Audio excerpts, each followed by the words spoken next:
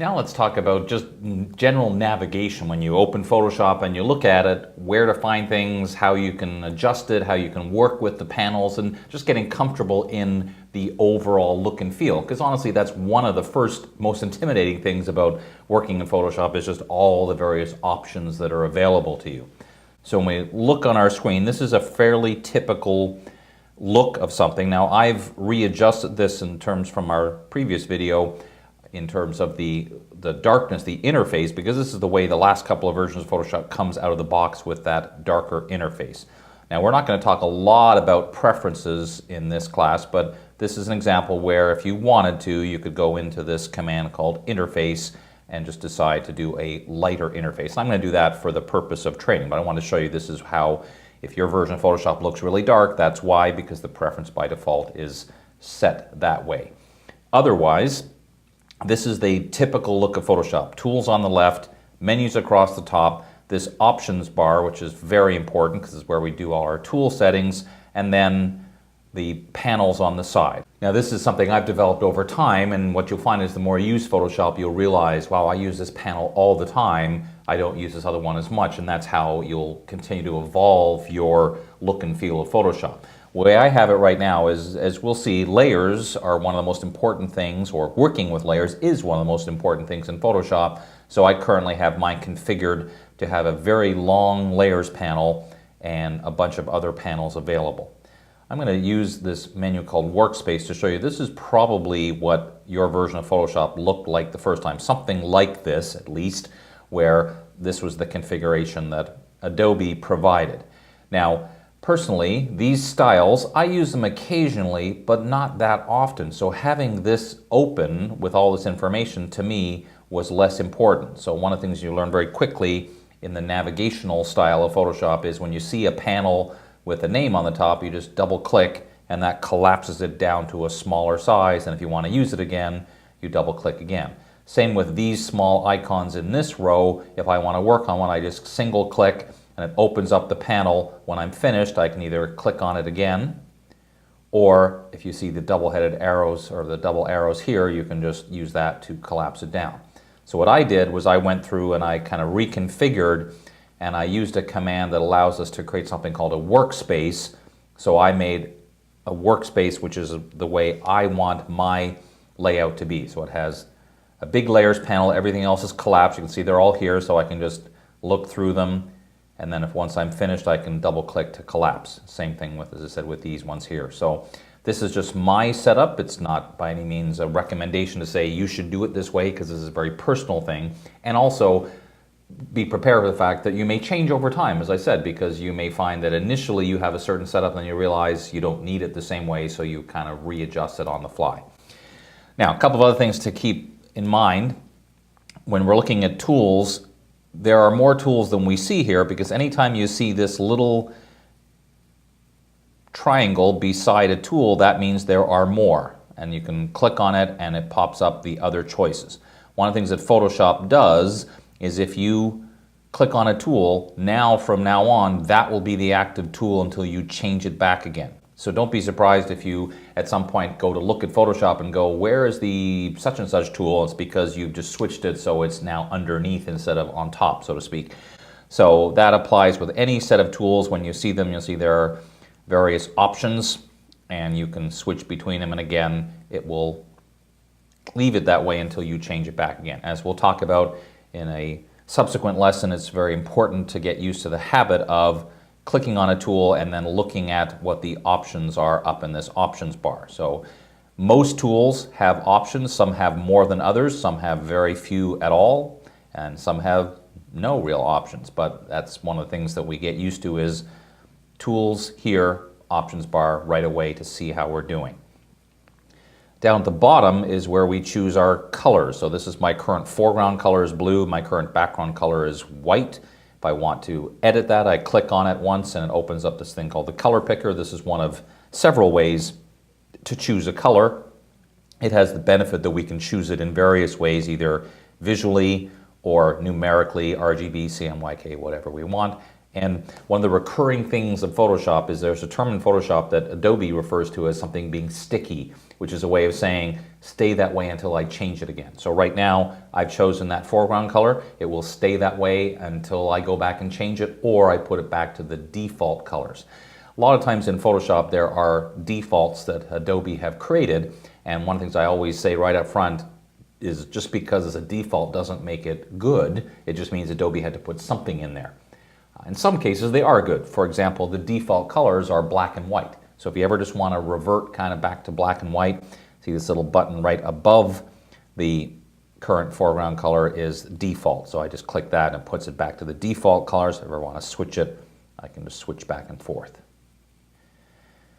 So anytime we open a document like here, you'll see the name of the document is at the top. It's in this view called Tab Document View. So there's a little tab that's telling me the name of the document and its magnification. Because this is a larger file than will fit on my screen, it's saying it's currently 21.1%.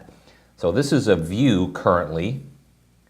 So this is a view currently which is called Fit on Screen, and that means scale down the photograph so you can see the whole thing. Now, that view is great for making overall decisions such as cropping or placement of elements, something like that, but I wouldn't use it too much for quality in terms of is it sharp enough or anything like that, because you really need to look at 100% view to do that. But this is still a good view for overall work. You can do some things like when we talk about making selections, I could make a selection of the lake or the boat at this view and then zoom in closer to make sure it looks really good.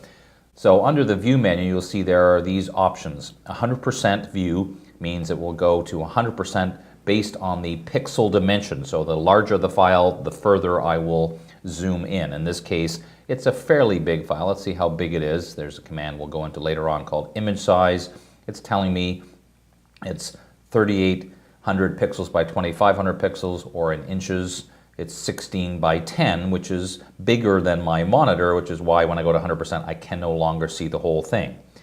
So now I want to look at something at this quality. Well, right now I'm zoomed in so far, I see scroll bars, so I could either use these scroll bars to move around, or I could use the hand tool, which allows me to do it a little more easily because now I can drag to a particular position. But one of the things that I would suggest you remember very early on is don't get too hung up on zooming in really close, because we have to keep it in perspective of what am I going to do with this. So if I'm eventually going to print this as a 13 by 19, then I would be more conscious of all the little detail. But if I'm going to eventually scale this down and put it on my Facebook page, I'm not going to be as concerned with every little tiny detail because it won't be that noticeable when it's actually final. So just sort of keep that in mind when we're working on it. So let's go back to this fit on screen view. You'll notice it has the keyboard shortcut Command or Control 0. So those are two pretty easy to remember shortcuts. Command and Control 0 is fit on screen. Command and Control 1 is actual size. So that's one way you can kind of go back and forth very quickly. When I want to zoom in, I have the option of either using that keyboard, I have the option of either using the menu item zoom in or the keyboard shortcut Command plus or Control plus, and then zoom out as Command or Control minus. Now, what that does is it goes to the center of the document. So each time I'm pressing this shortcut, it's not zooming in where I want it to go, it's zooming in to the middle of the document, which is fine. But what if I want to zoom in on this area down here? Well, that's where I would use the zoom tool. And one of the things that changed from previous versions of Photoshop, so if you ever dabbled in an older version of Photoshop, this is different, because I'll show you how it used to work. It used to be you would click and drag with the zoom tool to say I want to zoom into this area. Now what it does, and this takes a bit of getting used to, but if you're brand new to Photoshop, forget I just even showed you that old way, because this is better. You position your mouse right where you want to zoom in and then drag to the right to zoom in and drag to the left to zoom out. Now I went a little bit too far there just for the purpose of demonstration, but you can see how easy it is to keep kind of zooming in just by going left, right to zoom in, zoom out. Okay? And as I'm doing that, I'm trying to be conscious that if I go much higher than 100% magnification, now I'm in the realm of working on stuff that I won't necessarily see very well when it's at a smaller size. So My suggestion is, for the most part, we want to stick to 100%. Occasionally, maybe zoom in a little more, but please resist the temptation to zoom into like 500% and do little finite detail, because the chances are you won't even see the result when you're finished and you're looking at it in the context of the actual size it's going to be working with. Now, as we talked about, and we'll continue to talk about throughout this course, there's always multiple ways to do things. So I'm showing you a few ways to zoom in and zoom out. One of the things that you find very quickly is there are keyboard shortcuts for just about everything in Photoshop.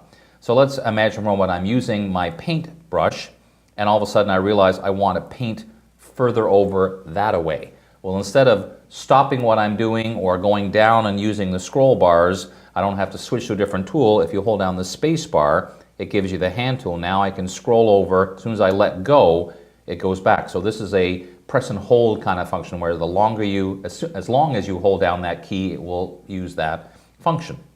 If I do Command or Control in the space bar, it gives me the zoom tool. Now you may be asking yourself, how will I remember that? And here's one of the great things about Photoshop is, if you're not sure what the shortcut for something is, just try it. Especially one like this, where you're not actually pressing like Command or Control on a letter. You know it's just some key on your keyboard. So you press Command or Control, no, that's not it. Option or Alt, no. Spacebar, oh, there we go. And you'll see the cursor changes on the fly.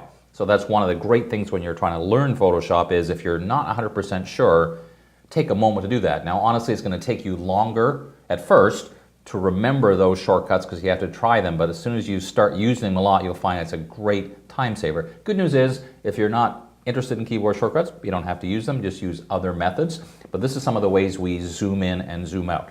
And as I mentioned, over time, you'll start developing your own kind of look and feel of what panels you want where. And as we'll touch on very briefly later on, we could even customize this and make a couple of different looks for different purposes. So let's talk about some good work habits next that we need to develop when we're working in Photoshop.